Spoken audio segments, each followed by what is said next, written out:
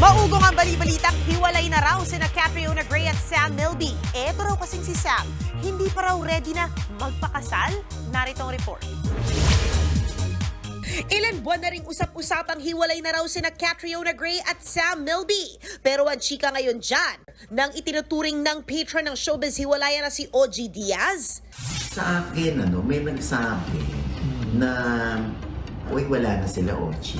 Sa showbiz vlog ni OG, na OG Diaz Showbiz Update, nabanggit niyang bagamat naghiwalay, maayos ang relasyon ngayon ni na Cat at Sam. Kaibigan naman sila eh. Sabi niya, nung birthday ni Catriona Gray, wala na sila.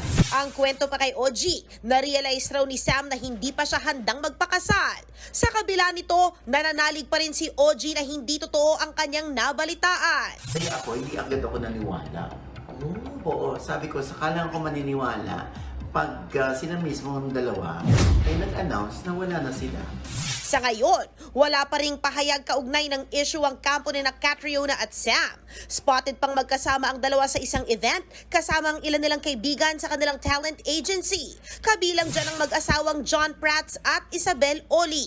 Nag-umpisang umugong ang hiwalayan ni na Catriona at Sam nang ilang beses na maispatan si Catriona na wala ng suot na engagement ring.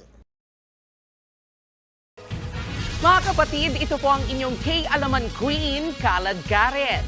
Always remember na ang K-Alaman ay K-Yamanan.